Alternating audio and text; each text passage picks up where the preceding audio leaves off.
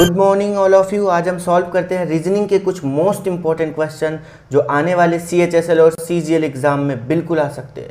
सो आओ सॉल्व करते हैं हमें सारे क्वेश्चन। क्वेश्चन है 6 के विपरीत कौन सा अंक होगा। देखिए इसमें आपको कुछ फिगर दिया गया है और आपसे पूछा जा रहा है 6 का विपरीत कौन सा अंक होगा। तो इस तरह के क्वेश्चन को सॉल्व करने के लिए मैं एक ट्रिक बताता हूं जिससे आप विद इन सेकेंड्स इस क्वेश्चन को कर सकते हैं। तो इस तरह के क्वेश्चन को करने के लिए आपको किन्हीं दो फिगर में एक ऐसे फिगर को चुनना है जिसमें एक अंक ही आपका कॉमन हो। जैसे मैं आपको फर्स्ट और लास्ट वाले फिगर को लेता हूं, तो देखिए इसमें भी 5 है और इसमें भी 5 है, सिर्फ एक अंक कॉमन है। तो हम उस अंक को मार्क करके क्लॉकवाइज डायरेक्शन में हम अंकों को लिखेंगे, यानी घड़ी की दिशा में हम अंकों को लिखेंगे। तो पहले हम 5 लिखा हमने, फिर इसके बाद कौन सा अंक आ रहा है 3 लिखा हमने, फिर कौन सा अंक आ रहा है हमने 6 लिखा।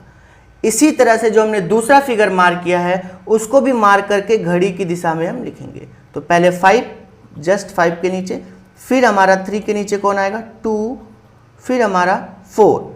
तो ये हमने लिख लिया, ठीक है। इसके बाद में जो जिसके नीचे आया है वही उसका विपरीत होगा। तो 6 के नीचे कौन सी संख्या आई है 4, तो 4 हो गया 6 का विपरीत। तो हमारा राइट आंसर हो गया 4। आप आसानी से विद इन सेकेंड्स इस क्वेश्चन को कर सकते हैं, ठीक है। नेक्स्ट क्वेश्चन है दिए गए चित्र में कितने त्रिभुज हैं। देखो यहाँ पे दो क्वेश्चन लिया मैंने कि इन दोनों फिगर्स में आपको त्रिभुज की संख्या आपको ज्ञात करनी है, ट्रायंगल कितने हैं आपको पता लगाना है, ठीक है। तो अगर हम पहला फिगर लेते हैं तो अगर हम इसे मैनुअली काउंट करेंगे तो हमें बहुत ज़्यादा टाइम लगने वाला है और हो सकता भी हमारा गलत हो जाए। तो हम इन दोनों क्वेश्चन को ट्रिक से सॉल्व करेंगे जिससे आप विद इन सेकेंड्स इन दोनों क्वेश्चन को आप आसानी से त्रिभुज की संख्या फाइंड आउट कर सकते हैं। तो इस क्वेश्चन को देखते हैं, पहले वाले फिगर को देख रहे हैं हम। इसमें क्या करना होगा, एक फिगर बना हुआ है, ट्रायंगल है, इसके बीच से इसको डिवाइड किया जा रहा है।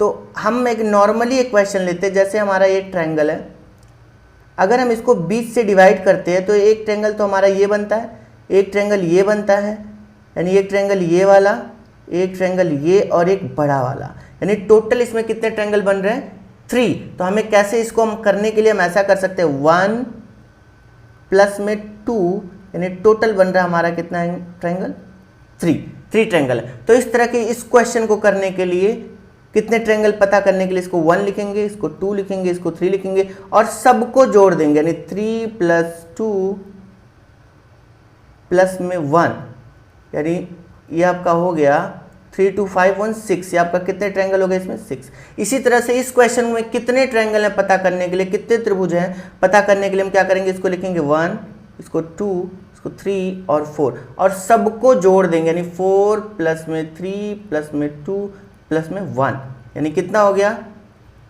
4 3 7 7 2 9 9 + 1 10, यानी इस ट्रायंगल में कितने त्रिभुज हैं टोटल 10। विद इन सेकेंड्स आप इस क्वेश्चन को कर सकते हैं, ठीक है।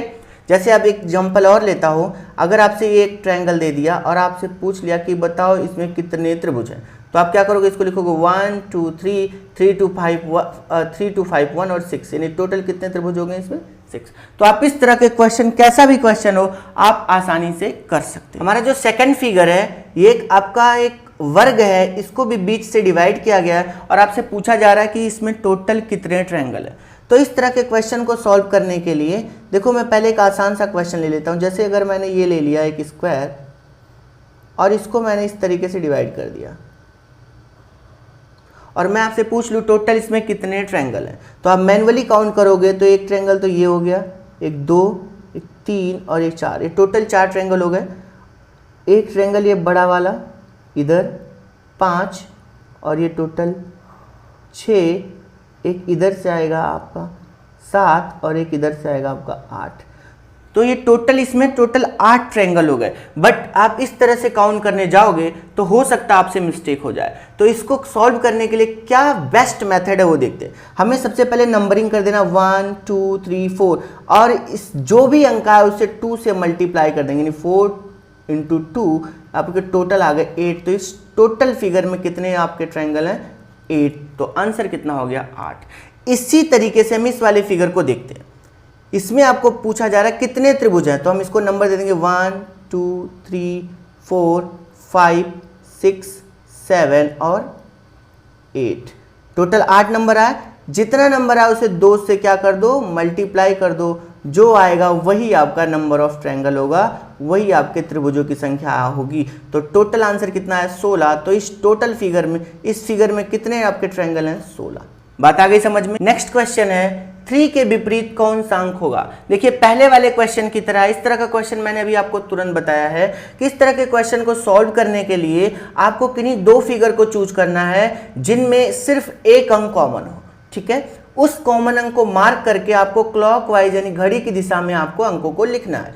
तो जैसे इस फिगर को इन चारों फिगरों में देखते हैं तो ये दूसरा फिगर और लास्ट वाले फिगर में सिर्फ एक अंक कॉमन है, वो आपका 5। इसमें भी 5 है और इसमें भी 5 है। सो हम उस अंक को मार्क करके घड़ी की दिशा में अंकों को लिखेंगे। तो पहले 5 लिखेंगे, फिर आपका 6 आएगा, फिर आपका 3 आएगा। इसमें भी देखते हैं, पहले 5 लिखेंगे, फिर आपका 1 आएगा, फिर आपका 4 आएगा। आपसे पूछा क्या, 3 के विपरीत कौन सा अंक है। मैंने बताया जो जिसके नीचे होगा वही उसका विपरीत होगा। तो 3 का विपरीत क्या होगा, 4। तो राइट आंसर हो गया हमारा 4। कर लोगे, बहुत ही आसान है। बढ़ते हैं नेक्स्ट क्वेश्चन की तरफ। नेक्स्ट क्वेश्चन है बच्चे जो कि मैट्रिक्स का क्वेश्चन है और बहुत ही आसान क्वेश्चन है। बट क्या होता है एग्जाम में जब हमें इसको सॉल्व करने का ट्रिक नहीं पता तो हम इस सारे क्वेश्चन को पढ़ने लगते हैं तो हमारा 1 मिनट तो चला जाता है, जबकि हम इस क्वेश्चन को विद इन सेकेंड्स यानी विद इन 2 या 3 सेकेंड्स में हम इसको कर सकते हैं। तो कैसे करेंगे, देखो एक यूनिक तरीका देखते हैं। इस पूरे आप अगर क्वेश्चन को पढ़ेंगे तो लास्ट वाला लाइन देखिए कि रूट के लिए एक समूह की पहचान कीजिए कि रूट के लिए कौन सा इसमें से समूह होगा। तो हम इस क्वेश्चन को सॉल्व करने के लिए हम सीधा सीधा ऑप्शन पे चलेंगे। ठीक है, हम पहला ऑप्शन देखते हैं 9 5। 9 5 देखिए बच्चे 9 कहाँ है, यहाँ है, और 5 कहाँ है, यहाँ पे।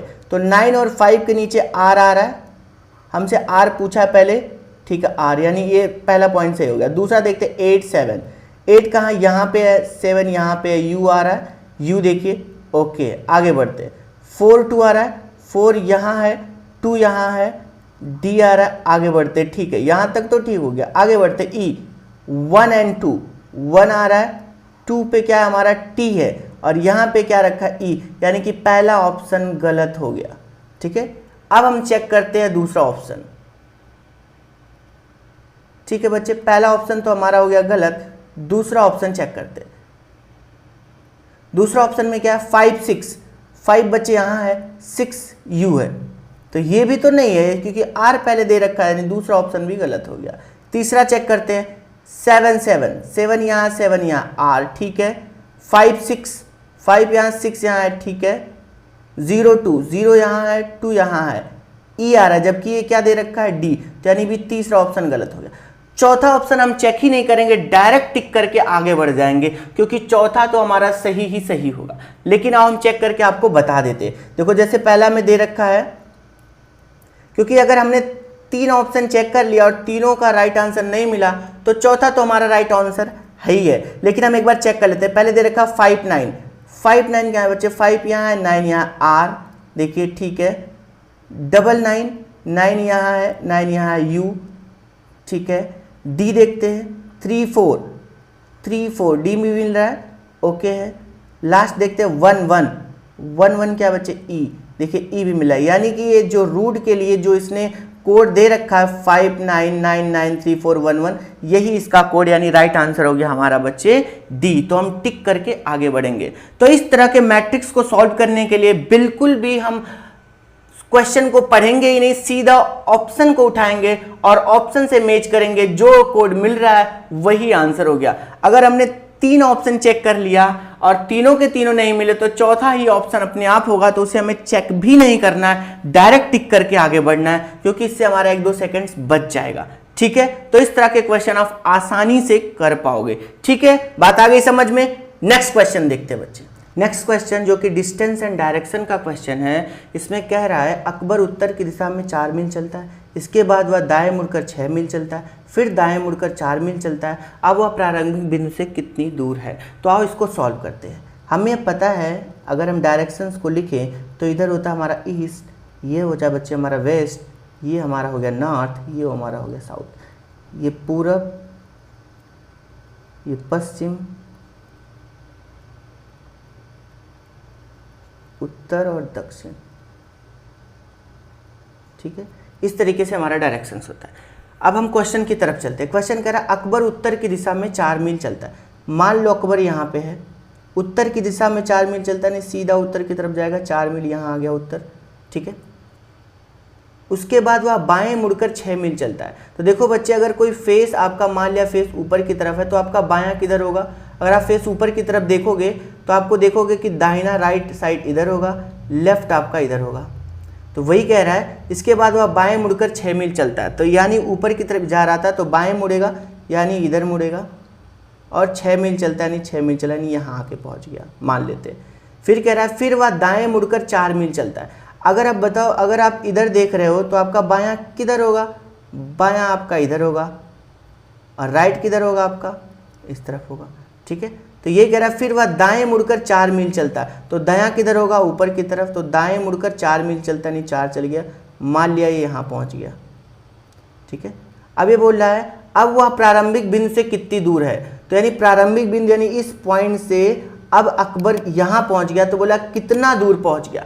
तो ध्यान रखना, कभी भी इस तरह के क्वेश्चंस में जो हम डिस्टेंस लेते हैं वो बिल्कुल हम सीधा डिस्टेंस लेते हैं। ऐसा नहीं करेंगे कि 4 ये जोड़े 6 ये 4 ये, ऐसा नहीं, हम बिल्कुल सीधा डिस्टेंस लेंगे, यानी यहाँ से लेके और ये वाली दूरी हम मापेंगे, तब हमें पता चलेगा वो कितनी दूर है, ठीक है। अब अगर हम इसको यहाँ से बढ़ा लें, इसको इसके सामने, और इस पॉइंट्स को बढ़ा लें, देख रहे बच्चे, तो यानी 6 ये भी है तो 6 यहाँ हो जाएगा, ये 4 है तो यहाँ 4 हो जाएगा। देखो बच्चे, अगर हम इस वाले फिगर को निकाल के मैं बाहर करूँ तो ये एक हमारा राइट एंगल ट्रायंगल बन रहा है। देखो ये 4 और ये 4, ये टोटल हो गया 8, ये नीचे 6 आपका है। आपको ये दूरी पता करनी, क्योंकि यहाँ से इसने शुरू किया था अकबर ने और यहाँ पे पहुँच गया। मैं इस वाले फिगर को काट के यहाँ पे बाहर रख रहा हूँ, तो हम देख रहे हैं ये आपका एक राइट एंगल ट्रायंगल बन गया, यानी समकोण त्रिभुज बन गया, ठीक है। समकोण त्रिभुज में क्या होता है, ये आपका लंब का स्क्वायर प्लस में आधार का स्क्वायर इक्वल टू में क्या होता है आपका कर्ण का स्क्वायर। कर्ण का स्क्वायर बराबर लंब का स्क्वायर प्लस में आधार का स्क्वायर।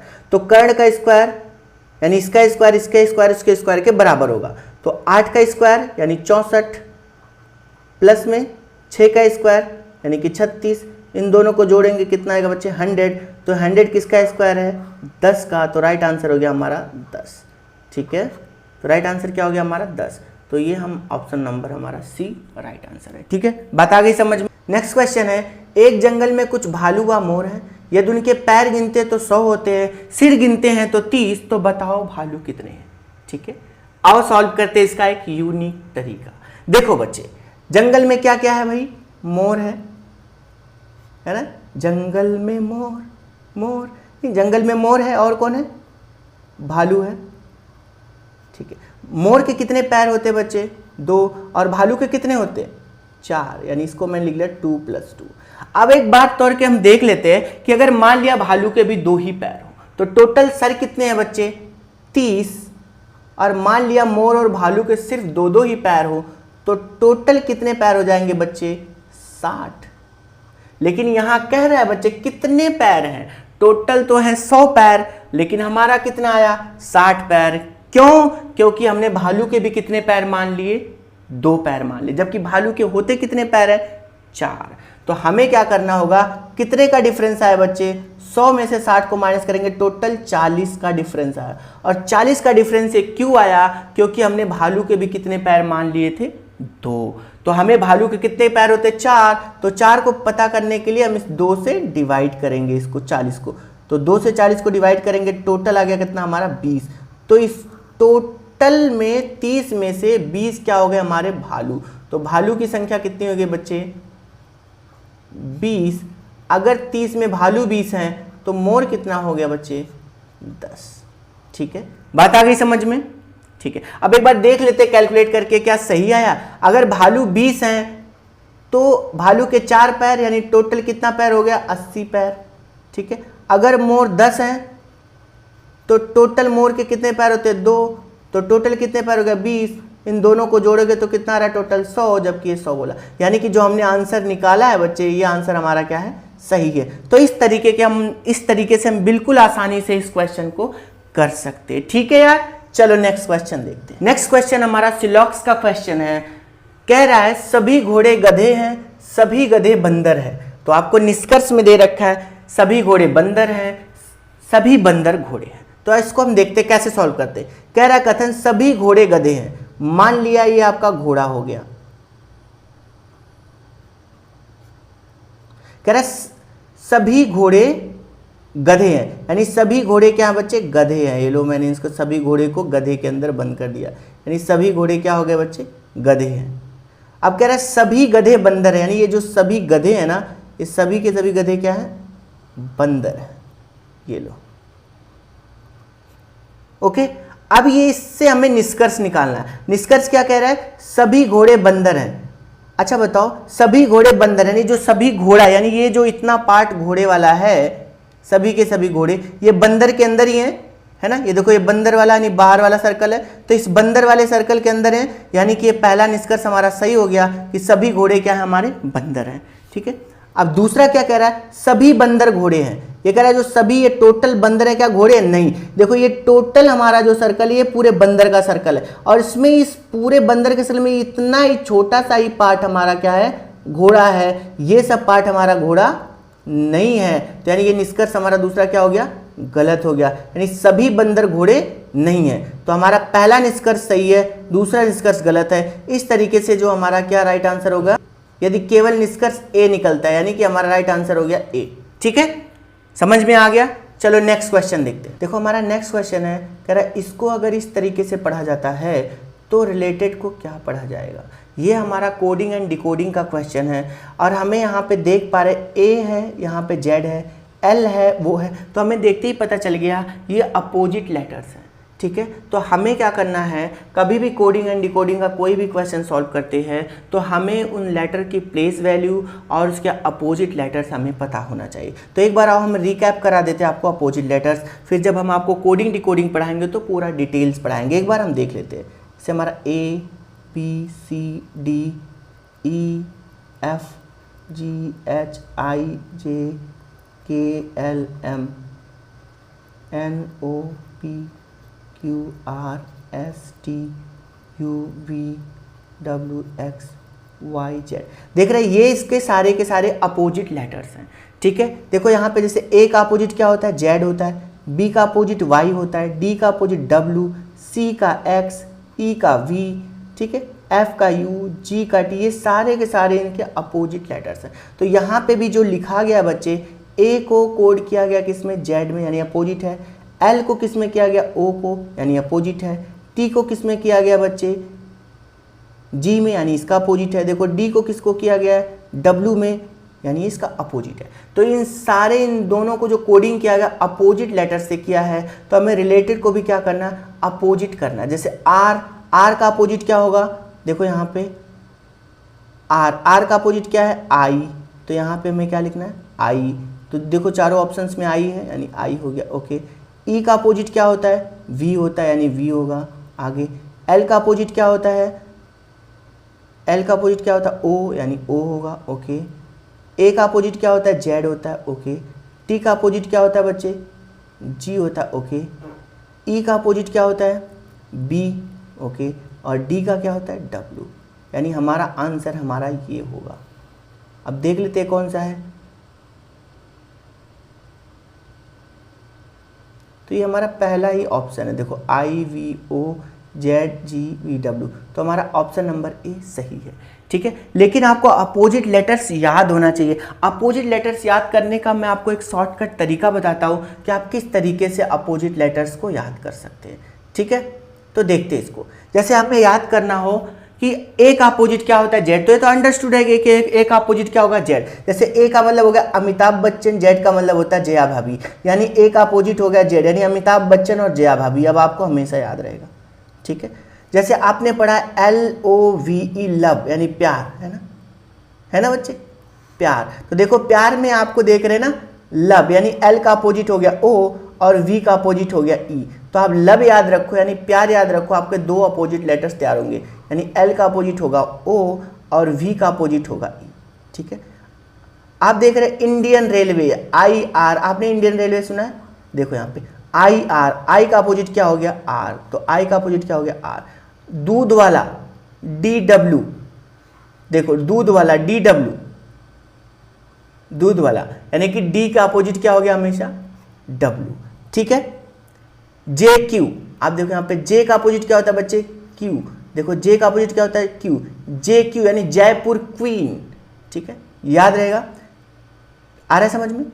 तो आपको इस तरीके से क्या करना है, आपको अपोजिट लेटर्स के कुछ शॉर्टकट्स तरीके हैं जो मैं आपको कोडिंग डिकोडिंग में बहुत अच्छे से बताऊंगा, आपको नेक्स्ट वीडियो में लेके आऊंगा, तो आपको बिल्कुल 100% याद हो जाएगा, विद इन सेकेंड्स इस तरह के क्वेश्चन को आप कर पाओगे, ठीक है। तो अभी फिलहाल के लिए याद रखो कि एक अपोजिट जेड होता है, लब से आपको दो अपोजिट IR, JQ, DW, ऐसे बहुत सारे अपोजिट लेटर्स के ट्रिक्स हैं जो आप आसानी से कर पाओगे, ठीक है बच्चे। तो इसका क्वेश्चन का आंसर हो गया ए। बढ़ते अपने नेक्स्ट क्वेश्चन की तरफ। नेक्स्ट क्वेश्चन है 9 बजे घड़ी की दोनों सुइयों के मध्य कितने डिग्री का कोण बनेगा। देखो जैसे हमारा एक घड़ी है, यहां पे देखो 12, 3, 6, 9, ठीक है, ऐसे ही होता है। ये कह रहा है 9 बजे, तो 9 बजे होगा तो छोटी सुई यहाँ पे होगी, मिनट वाली सुई यहाँ पे होगी बिल्कुल इसके ऊपर। तो कह रहा है घड़ी के दोनों सुइयों के मध्य कितने डिग्री का कोण बनेगा। तो अब देख रहे हैं सिंपल सा, कितने डिग्री का कोण बन रहा है यहाँ पे, 90 डिग्री का कोण बन रहा है। मैं आपको बता देता हूँ एक बार कैसे।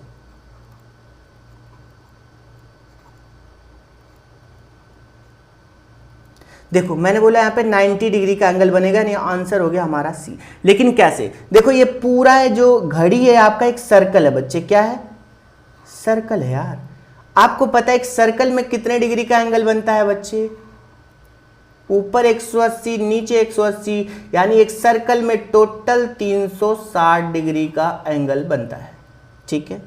अच्छा इसको कितने पार्ट में बांटा गया है, 12 पार्ट में बांटा गया। देखो 1 से लेके 1 2 3 4 5 6 7 8 9 10 11 12, यानी 12 पार्ट में बांटा गया। तो 360 को अगर 12 से बांट देंगे तो टोटल कितना आएगा आपका, 12 तिहाई में 36 यानी 30, यानी एक के बीच की वैल्यू कितनी होगी बच्चे, 30, यानी इसके बीच के 30 का एंगल, 30 का यहाँ एंगल, 30 यहाँ, तो इस तरीके से यानी एक के बीच में 30 का एंगल होगा। तो बोला 9 बजे, तो देखो 9 से 12 के बीच में कितना, 30 डिग्री यहाँ, 30 डिग्री यहाँ, 30 डिग्री यहाँ, तो 30 30 यानी टोटल कितने डिग्री का एंगल बन गया, 90। तो इसलिए 9 बजे घड़ी के दोनों सुइयों के बीच कितने डिग्री का एंगल होगा, 90 डिग्री का। बात आ गई समझ में, ठीक है। नेक्स्ट क्वेश्चन है A B से बड़ा है परंतु C से छोटा है, D E से छोटा है परंतु A से बड़ा है, यदि C D से छोटा है तो सबसे बड़ा कौन है। तो आओ देख लेते कैसे इसको सॉल्व करना है। A B से बड़ा है, यानी A जो है हमारा वो B से बड़ा है, जिस तरफ चोंच खुला हुआ वो हो गया बड़ा, परंतु C से छोटा है, यानी C से छोटा, यानी C A से भी बड़ा हो गया।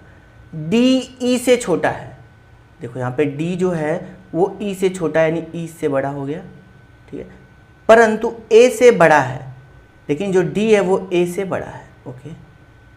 C D से छोटा है, जो C है वो D से छोटा है, यानी जो D है वो इससे भी क्या है, बड़ा है। और D से बड़ा कौन है बच्चे, E, यहाँ पे तो साफ साफ हमें पता चल रहा है। तो एक बार सबसे बड़ा कौन है, तो सबसे बड़ा कौन है बच्चे, E, तो राइट आंसर हो गया हमारा E, ठीक है। बात आ गई समझ में। चलो नेक्स्ट क्वेश्चन देखते हैं। नेक्स्ट क्वेश्चन है एक पंक्ति में मैं दोनों सिरों से छठा हूं तो पंक्ति में कुल कितने लड़के हैं। यानी ये कैसे पंक्ति है, ये कह रहा है उस पंक्ति में मैं दोनों सिरों से छठा हूं, यानी इधर से भी ये छठे नंबर पे आता है, इधर से भी ये छठे नंबर पे आता है, इधर से भी ये छठे नंबर पे आ रहा है, और इधर से भी कितने नंबर पे आ रहा है, छठे नंबर पे। तो बोल रहा है पंक्ति में कुल कितने लड़के हैं। तो आप मुझे बताओ पहले इधर से, अगर ये इधर से छठे नंबर पे है तो यानी कि इसके इधर टोटल कितने बच्चे होंगे, 5 होंगे। अगर बच्चे ये इधर से छठवें नंबर पे आ रहा है तो यानी इसके इधर कितने बच्चे होंगे, 5 बच्चे होंगे। तो 5 बच्चे इधर, 5 बच्चे इधर, और ये अपना एक है ही है, तो 5 + 1 और ये +5, यानी टोटल कितने बच्चे हो गए इसमें, 11। तो पूरे पंक्ति में कुल कितने बच्चे हैं, 11। बात आ गई समझ में, ठीक है। चलो नेक्स्ट क्वेश्चन। नेक्स्ट क्वेश्चन है सरोज का उसकी ऊपर से 26वां तथा नीचे से 29वां स्थान है, कक्षा में कुल कितने विद्यार्थी हैं। ठीक है, देखो एक विद्यार्थी है टोटल कक्षा में, अब ये कह रहा है उसके ऊपर से 26वां, यानी अगर ऊपर से काउंट करते हैं तो ये 26वें नंबर पे आता है, ठीक है। अब ये कह रहा है अगर नीचे से 29वें स्थान पे आता है, अगर नीचे से देखते हैं तो कितने नंबर पे आता है, ये 29वें नंबर पे आता है। तो बोला कक्षा में कुल कितने विद्यार्थी हैं। देखो अगर ये ऊपर से देख रहे बच्चे, अगर ऊपर से 26वें नंबर पे आता है तो जाहिर सी बात है इसके ऊपर टोटल कितने बच्चे होंगे, अभी 25 बच्चे होंगे। अगर ये नीचे से 29वें नंबर पे आता है तो इसके नीचे भी टोटल कितने बच्चे होंगे, अभी 28 बच्चे होंगे। और अपना ये तो एक है ही, तो टोटल कितने बच्चे हो गए, 25 ऊपर वाले, 28 नीचे वाले और प्लस में वो एक है अपना खुद से। तो 8 5 13 1 14 के 4 हासिल 1, 2 2 4 और 1 5, टोटल कितने बच्चे हो गए इस पूरे कक्षा में, 54 बच्चे हो गए। बात आ गई समझ में, ठीक है। नेक्स्ट क्वेश्चन देख, नेक्स्ट क्वेश्चन है 4 लड़कियां फोटो खिंचवाने एक बेंच पर बैठी हैं। सीमा रानी के बाईं ओर है, मैरी रानी के दाईं ओर है, रीता रानी मैरी के बीच में। फोटो के बाईं और दूसरे नंबर पे कौन है ना, फोटो खिंचवाने बैठी है। तू खींच मेरी फोटो पिया। देखो इधर कह रहा है 4 लड़कियां फोटो खिंचवाने बैठी हैं, सीमा रानी के बाईं ओर है। तो आप देखो जब ये बेंच पर बैठेंगी तो इनका फेस इधर होगा। अगर फेस इधर होगा बच्चे तो राइट हमारा इधर होगा और लेफ्ट हमारा क्या होगा, इधर होगा। यानी इधर राइट होगा, इधर लेफ्ट होगा। अब आओ सॉल्व करते हैं। सीमा रानी के बाईं ओर है, तो अगर यहाँ पे रानी है तो सीमा कहाँ है, इसके बाईं ओर है। तो बाईं यानी इधर, यानी सीमा कहीं ना कहीं इधर होगी, ठीक है। मैरी रानी के दाईं ओर है, तो रानी का दायां इधर हो गया, यानी मैरी कहीं ना कहीं यहाँ होगी, ठीक है। कह रहा है रीता रानी और मैरी के बीच में, तो रानी और मैरी के बीच में यहाँ कौन बैठ गई, रीता। ये चारों के चारों गर्ल्स बैठ गई। अब कह रहा फोटो में बाईं ओर से दूसरे नंबर पे कौन है, तो ये पूरा फोटो की रील है, तो बाईं ओर यानी इधर है। तो फोटो में बाईं ओर से दूसरे नंबर पे, तो पहले नंबर पे तो सीमा है, दूसरे नंबर पे कौन है, रानी है। तो रानी हमारा राइट आंसर हो गया। यही पूछ रहा है फोटो में बाईं ओर से यानी इधर से दूसरे नंबर पे कौन है, तो रानी है। तो राइट आंसर क्या हो गया हमारा, रानी। आ गया समझ में बात। नेक्स्ट क्वेश्चन है, कह रहा है यदि इसको सांकेतिक भाषा में ऐसा लिखा जाता है तो बोर्ड को क्या लिखा जाएगा। देखो इसको सॉल्व करते हैं। देखो यहाँ पे हमारा CROWN ये हमारा है। इसको कैसे लिखा गया है, B से S से N से X से M से। हम देख रहे हैं C से B आया, C से B यानी 1 माइनस हुआ, R से S यानी प्लस में 1 हुआ, R के बाद S आता है। O से N आया यानी -1 हुआ, W से X आया यानी कि प्लस में 1 हुआ, N से M आया यानी माइनस में 1 हुआ। देख रहे हैं एक बार एक माइनस हो रहा है, फिर प्लस हो रहा है, फिर माइनस हो रहा है, फिर प्लस हो रहा है, फिर माइनस हो रहा है। इसी तरीके से इस पूरे कोड को लिखा गया है। तो हम सेम इसको भी इसी तरीके से लिख देंगे। ये कह रहा है BOARD, इसको कैसे लिखेंगे, पहले एक माइनस करेंगे तो B से एक माइनस करेंगे A आ जाएगा, O से एक प्लस करेंगे तो क्या आएगा,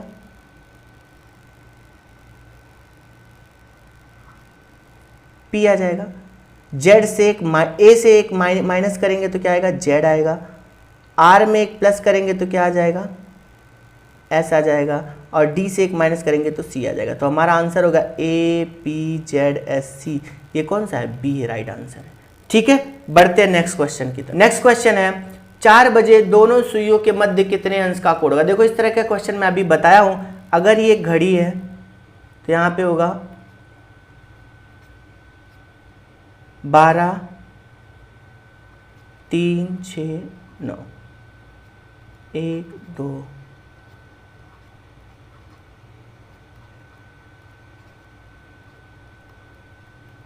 ये कह रहा है 4 बजे यानी यहाँ पे होगा, छोटी वाली सुई यहाँ पे होगी और मिनट वाली सुई यहाँ होगी। तो बोला 4 बजे घड़ी के दोनों सुइयों के मध्य कितने अंश का कोण होगा। मैंने अभी बताया टोटल एक सर्कल पे कितने अंश का कोण बनता है, टोटल 360 अंश का। इसको कितने पार्ट में बांटा गया, टोटल सर्कल को 12 पार्ट में, यानी एक जो है अंक के बीच में कितने अंश का कोण बनेगा, 12 तिया में 36, 30 अंश का कोण बनता है। अब बोल रहा 4 बजे, 4 बजे देखो यहाँ पे 1 30, यहाँ 30 दूनी 60, 30 तिया 90, 3 चौके 12, यानी टोटल इसके बीच में कितने अंश का कोण बन जाएगा बच्चे, 120 अंश का। तो राइट आंसर हो गया हमारा B। आ रहा है समझ में, क्योंकि हर एक के बीच कितने अंश का कोण बन गया, 30। तो 1 2 3 4 पार्ट हो गया, तो हर एक पार्ट का एंगल कितना है, 30। तो 4 पार्ट में 120। तो राइट आंसर हो गया हमारा B, ठीक है। नेक्स्ट क्वेश्चन देखते हैं। नेक्स्ट क्वेश्चन है एक पंक्ति में 30 लड़के हैं, राम का स्थान बाएं से 18वां और श्याम का स्थान दाएं से 14वां है। यदि दोनों मित्र परस्पर स्थान बदल लेते हैं तो राम का बाएं से कौन सा स्थान होगा। ठीक है बच्चे, आओ सॉल्व करते इसको। कह रहा है एक पंक्ति में टोटल 30 लड़के, मान लिया एक पंक्ति है, इसमें टोटल बच्चे कितने हैं, यहाँ पे 30 बच्चे हैं। ठीक है, ये कह रहा है राम का स्थान बाएं से 18वें है। तो आप देखो बायां इधर हो गया, तो बाएं से 18वें, यानी यहाँ से 18वें नंबर पे कौन है भाई, राम है। राम ये 18वें नंबर पे है।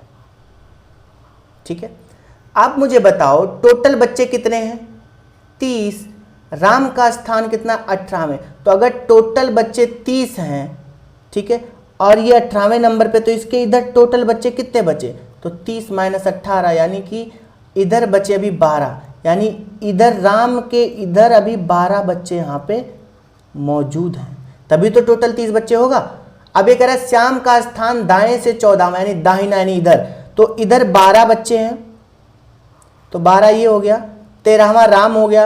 अब इसके बाद 14वां, यानी ये वाला पॉइंट किसका होगा, श्याम का होगा, यानी ये 14वें नंबर पे होगा। बात आई समझ में, कैसे 14वां होगा, इधर से देखो 12 नंबर ये, यानी 12 बच्चे तो इधर अवेलेबल थे, प्लस में एक ये 13वें नंबर पे ये अपना राम हो गया दाहिने साइड से, तो 14वें नंबर पे यहाँ आके कौन हो गया, श्याम हो गया।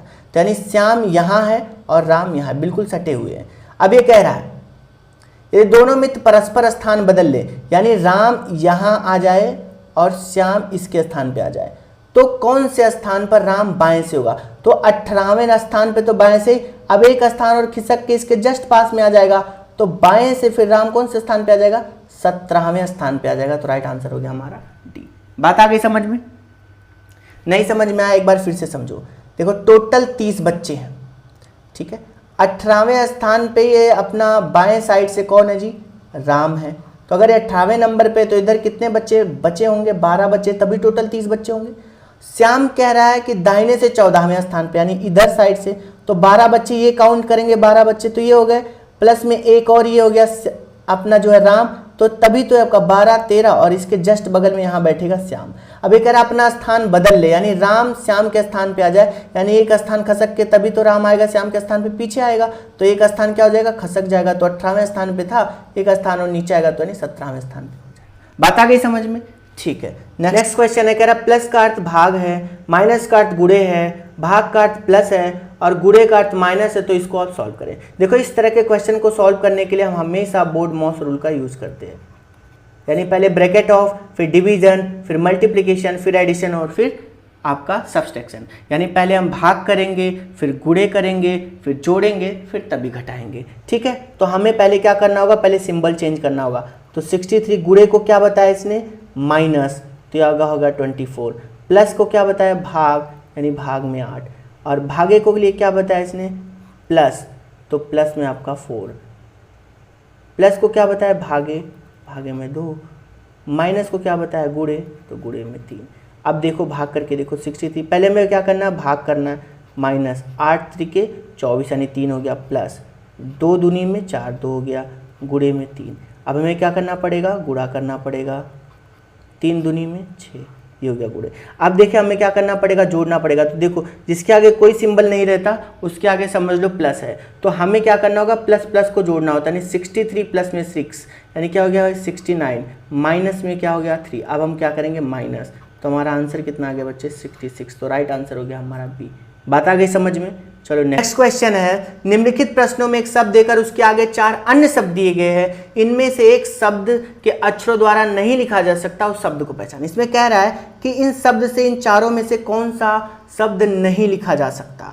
तो देखो साइकिल, सी इसमें है, वाई इसमें भी है, सी इसमें भी, एल है, ई है, यानी कि इसमें जितने लेटर हैं वो सारे के सारे लेटर इसमें मौजूद है, यानी ये लिखा जा सकता है, यानी ये आंसर ये नहीं होगा। पी इसमें है, हाँ है, ई भी है, एन भी है, सी है, आई है और एल भी है, तो ये भी नहीं आंसर हो सकता। वाई इसमें है, ओ है, देखो इस वाले शब्द में कहीं भी के नहीं है और इसमें के है, यानी कि ये इससे ये नहीं लिखा जा सकता, तो राइट आंसर हो गया हमारा सी। बात आ गई समझ में। चलो नेक्स्ट क्वेश्चन जो कि हमारा सीरीज का क्वेश्चन है, 9, 17, 33 और 65, इसके आगे क्या होगा ये आपको बताना है। तो हम देख रहे हैं यहाँ पे 9 के बाद 17 आया, 17 के बाद 33, तो कहीं देख रहे हैं ना डबल के आसपास है, तो यहाँ पे देखो क्या हुआ है, यहाँ पे 9 इंटू में 2 माइनस में 1, 9 दूनी में 18, एक कम हो गया यानी 17 लिख दिया गया। 17 में फिर देखो यहाँ पे क्या गया, 17 गुणे में 2 माइनस 1, 17 दूनी 34, एक माइनस कर दिया 33 लिख दिया। 33 गुणे में 2 66 होता, माइनस 1 कर दिया नहीं हो गया यहाँ पे 65। तो इसके आगे भी हमें इसी सीरीज को आगे बढ़ाना है, यानी 65 गुणे में 2 माइनस में 1 करेंगे। ठीक है, तो 5 दूनी 10, 0 हासिल 1 और 2 छक्के 12, 1 13, 130 माइनस 1 यानी 129। तो राइट आंसर हो गया हमारा टी। बात आ गई समझ में। नेक्स्ट क्वेश्चन है, कुछ समीकरण को हम एक निश्चित पद्धति हल कर सकते हैं, तो इस आधार पर बिना हल किए हुए प्रश्न का सही उत्तर ज्ञात कीजिए। ठीक है, ये कह रहा है कि अगर 8 गुणे 2 बराबर 61 होता है एंड 8 गुणे 5 बराबर 04 होता है, तो 8 गुणे 10 का मान क्या होगा। भाई देखो 8 गुणे 2, तो इसमें हम देख रहे हैं यार 61 है, तो हम इसको देखें 8 दूनी में 16। यहाँ पे देखो कौन सा रूल फॉलो किया गया, 8 गुणे 2 को 61 लिखा गया है, 8 गुणे 5 को हमें 04 लिखा गया है। तो पूछ रहा आपसे कि 8 गुणे 10 को कैसे लिखा जाएगा। तो यहाँ पे देख रहे हैं 8 गुणे 2 को कितना लिखा गया 61। तो आप बचाओ बच्चे, 8 गुणे 2 कितना होता, कितना 16, लेकिन इसको उल्टा करके लिख देगा, 6 आगे और 1 पीछे। 8 पंचे 40 कितना, 8 पंचे 40 होता, लेकिन इसको भी उल्टा लिखा गया है। तो 10 8 दहाई 80, तो इसको भी कैसे लिखेंगे, उल्टा, यानी हो गया 0 और 8। तो आंसर हो गया हमारा बी। बात आ गई समझ में। ठीक है, यदि कमरे को बेड, बेड को खिड़की, खिड़की को फूल और फूल को कूलर कहते हैं, तो आदमी कहाँ सोएगा। अच्छा बताओ, आदमी सोता कहाँ है, आदमी सोता है बेड पे। कहाँ सोता है, बेड पे, और बेड को क्या कहते हैं, खिड़की। तो हमारा राइट आंसर क्या हो गया, खिड़की। बात आ गई समझ में। कभी भी गलती से ये नहीं करना कि बेड को खिड़की, खिड़की को फिर फूल कर दूं, नहीं, सीधा देखो आदमी कहाँ सोएगा, सोता कहाँ आदमी, बेड पे, और बेड को क्या कहते हैं, खिड़की। बस बात यहीं खत्म। तो हमारा राइट आंसर हो गया ए। ठीक है, नेक्स्ट क्वेश्चन हमारा मैट्रिक्स का है। ऐसा ही सेम क्वेश्चन मैंने आपको आगे बताया है कि ऐसे क्वेश्चन को हम कभी भी क्वेश्चन को पढ़ेंगे नहीं, सीधा ऑप्शन को उठाएंगे। ये कह रहा है मिल्क के लिए आपको कोड बताना है। तो देखो 9 8 9 8 9 कहाँ, यहाँ पे 9 है, 8 आपका यहाँ है m। ठीक है, मिल रहा है 6 6 6 6 i मिल रहा है। 7 9 देखो यहाँ पे 7 और 9 k है बच्चे, यहाँ पे l है, यानी पहला ऑप्शन तो गलत हो गया। 9 8 देख लेते हैं, 9 8 देखो बच्चे 9 8 9 यहाँ है, 8 यहाँ m मिल रहा है। 7 9 k हो जा रहा है, यानी ये भी गलत हो गया। थर्ड वाला देखते हैं, 9 8 मिल रहा है m। 8 6 i है, ठीक है, मिल रहा है। 7 7 और 7 l मिल रहा है। 9 9 और 9 k देखो मिल रहा है, यानी कि राइट आंसर हो गया हमारा सी। ठीक है, तो ऐसे क्वेश्चन को हम सीधा सीधा ऑप्शन से उठाएंगे और किसी तरीके से इसको सॉल्व करना आसान नहीं होगा। ठीक है, तो इसका आंसर हो गया हमारा सी। चैनल को सब्सक्राइब करें, मिलते हैं आपसे नेक्स्ट वीडियो में, तब तक के लिए नमस्कार।